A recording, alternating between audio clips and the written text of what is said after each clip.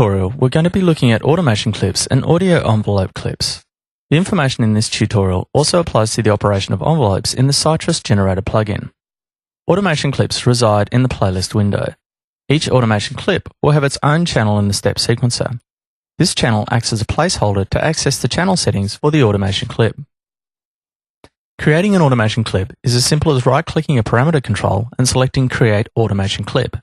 The new clip will appear in the step sequencer and will be selected. You can then insert the clip into the playlist by clicking with the Draw tool in the Automation and Audio Clip area down the bottom. To insert a different automation clip, select a different automation channel in the step sequencer, and then click in the playlist. If you find you have inserted the wrong clip, open up the Options menu on the clip, go to Select Channel, and then choose the correct automation channel. Zoom in on the clip using the zoom box to the right of the playlist window. If you have audio clips there as well, you can switch the focus between audio clips and automation clips by using the focus buttons to the left of the area. You can draw automation in by right-clicking anywhere within the clip area. Once you have a curve and some automation points, you can then manipulate them by hovering the mouse over the point. The cursor will change to a hand. Left-click the point to drag it. And between the points are the curve tension handles. Click on these to adjust the curve. You can change the type of curve from a single curve to a double curve or to a whole curve by right-clicking the point and selecting one of the three. Select Delete to delete the point.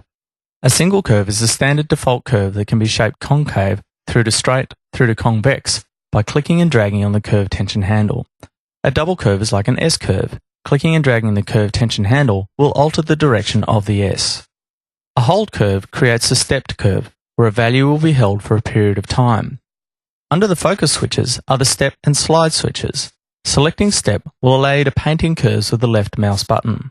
The automation points will be placed according to the quantized settings for the playlist. If you edit a curve tension handle, all subsequent automation curves that you paint in will hold that shape.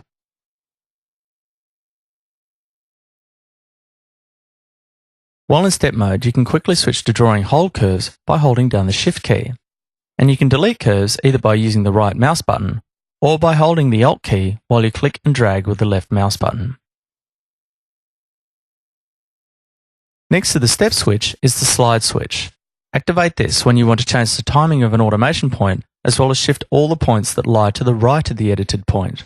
Note you'll need to switch off step mode whenever you want to manipulate automation points. Any automation clips that you create will have its own channel settings dialog. This contains settings to introduce LFO modulation into the clip. The LFO switch, when turned on, enables and shows the preview of the LFO in the playlist track. Switching on the LFO switch won't stop the effect of any envelopes that you may have drawn in for the selected parameter. Instead, the LFO and envelope will interact together to modulate the parameter. More about that a little bit later. Underneath the LFO switch are parameters that affect the shape of the LFO. Speed adjusts the frequency of the LFO. Tension will morph the shape of the LFO from a pulse wave to a triangle wave to a sine wave and then to a square wave. SK or skew will alter the shape of the waveform from a downward wave through to an upward wave.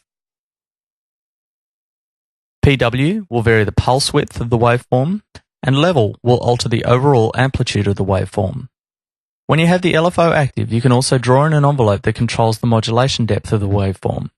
This is distinct from the main envelope that directly controls the automated parameter. This can get a little confusing, so to demonstrate this, I have a sustained pad sound, and an automation clip has been applied to the amplitude of the sound. Now, if the LFO is switched on, you can hear the combination of the LFO and the main envelope curve. If I draw in an envelope onto the LFO waveform, you can hear the effect of the LFO diminished while the effect of the main envelope remains. Note how the waveform updates to indicate the effect of the LFO envelope. If this is too confusing, you can always right-click on the level control on the LFO settings and create an automation clip to control it separately.